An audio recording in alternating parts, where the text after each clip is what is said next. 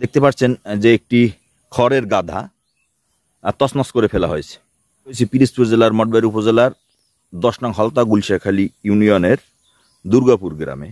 প্রায় এলাকাবাসীর সাথে কথা বলে যেটা জানতে পেরেছি যে এই জমিটি কবির শিকদারের স্ত্রী রানী বেগমের নামে রাখা হয়েছে দীর্ঘ বছর আগে।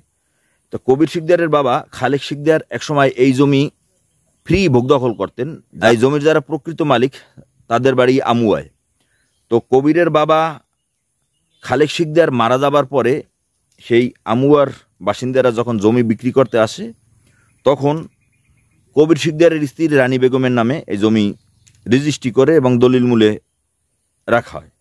কিন্তু কবির শিকদারের সৎ ভাই বশির, সৎ বোন সালমা বিউটি হেলেনা এবং তাদের লোকজন এই জমিটি অবৈধভাবে দখলের পায়তারা চালাচ্ছে বলে আমরা এখানে এসে জেনেছি। 22 মে বৃহস্পতিবার দুপুরে বশির, সালমা বিউটি হেলেনা এদের নেতৃত্বে এবং তাদের উপস্থিতিতে একদল সন্ত্রাসীরা এসে এই যে খেরের গাদা গোখাদ্যগুলো পার্শ্ববর্তী পুকুরে ফেলে দেয়, নষ্ট করছে। আব্বাই মাগনা বুঝলেন, সে থাকতে আমি জমি খাই।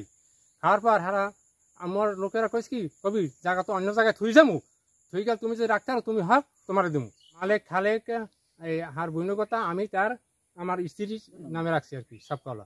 এখন আমার এই জোর পূর্বে আমার এই পুরোপুর বাংশে ঘর টর ভাঙ্গা আমার সৎ বোন সালমা বিউটি হেলেনা সোনিয়া, সৎ ভাই আছে বশির, এইগুলো ইয়া তারা জোরপূর্বক ভাবে আমার ঘর দুয়ার ভাঙচুর করে ফেলাই। পুরোপুর ভাঙ্গে চুরে সব ওই পুষ্কনি বিচে ফেলাই দিয়েছে। আমার অনেক নির্যাতন করে, তারা লাঠি ছোটা নিয়ে আইছে, বড় বড় দাল হয়ে আইছে। দলিল মোতাবেক জমি খামো, আমি দলিলের বাহিরে খামো না।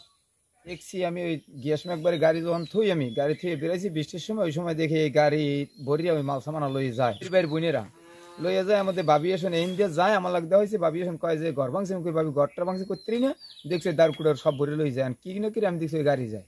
এরপর এগুলো আগে কথা কাটাকাটি আমি কইছি যে বাবি আমি আমরা জানি কই আমি বাড়ি গেছি। কবির ভাইয়ের বাপে এই জমি খাইছে, খালেক মামা আজকাল মারা গেছে, মারার পর কবির খায় অনেক বছর ধরে খায়। আর বাবাই মারার পর আর বোন নামে জমি রাখছে, ও খায় তাই।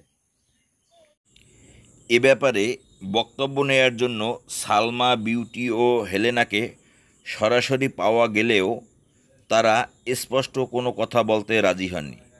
তারা জানিয়েছেন এ জমি তার ভাইয়ের অনেক আগে তারা ক্রয় করেছেন।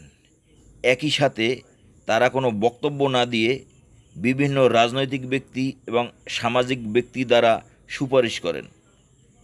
তারাও চাচ্ছেন এ বিষয়ে সুষ্ঠু ফয়সালা হোক।